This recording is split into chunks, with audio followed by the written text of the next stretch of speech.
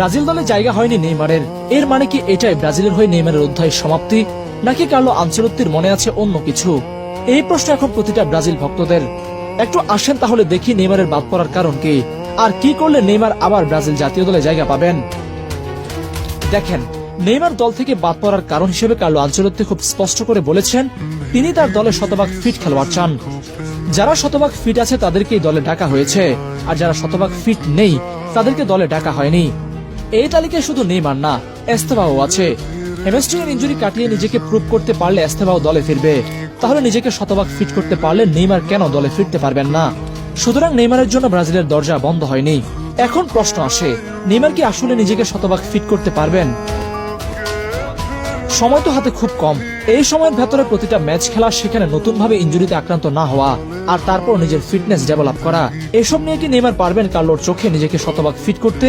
Neymar ফ্যানরা অবশ্য মনে করেন নেইমি যথেষ্ট ফিট আছে, কিন্তু সমস্যা হলো কার্লো আর তার মেডিকেল টিমের কাছে নেইমারের মেডিকেল রিপোর্ট আছে। কার্লো আর তার টিম সবকিছু দেখে যা আমরা দেখি না। নেইমার ফ্যানদের মধ্যে একটা কথা খুব প্রচলিত আছে, ইনজুরি প্রবণ নেইমারও পুরো ব্রাজিল দলের চেয়ে ভালো। যদিও এই কথাটা পুরোটাই আবেগ, কিন্তু আবেগ হলেও আংশিক সত্য। আপনাদের মনে আছে হয়তো 2022 বিশ্বকাপে নেইমার কিন্তু ফুল ফিট ছিলেন না। বিশ্বকাপেও কিন্তু একটা ম্যাচ মিস করেছেন ইনজুরির জন্য। সেই 100% ফিট না হওয়া খেলোয়াড় নেইমার ক্রোয়েশিয়ার সাথে কি করেছিলেন মনে আছে? ওই গোলটার কথা এবার নেইমার ফ্যানরা ভুলে যাবেন কিভাবে?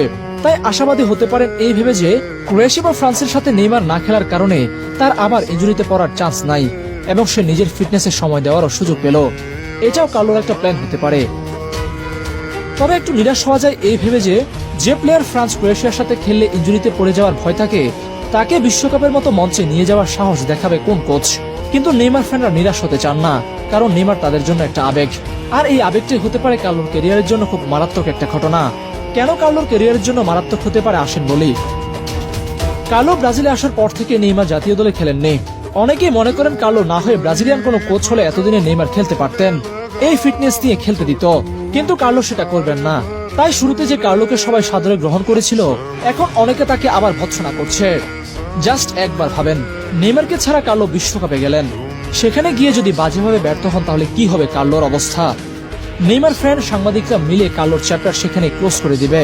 এমনকি যদি ফাইনালে গিয়েও হারে তাহলে কার্লোর কপালে দুঃখ আছে। নেইমার ফ্যানরা খুবই খেপাটে, তাদের কারো কারো কাছে ব্রাজিলের চেয়েও নেইমার বড়, এই বাস্তবতাও কার্লো জানেন। তাই নেইমারকে কার্লো আনচেলত্তি ইচ্ছা করে রাখছেন না, এই ধারণা ভুল।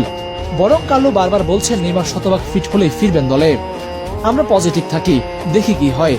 1% চান্স 99% ফেথ, এই কথাটাকে নেইমারকে বিশ্বকাপে নিয়ে যেতে পারে কিনা।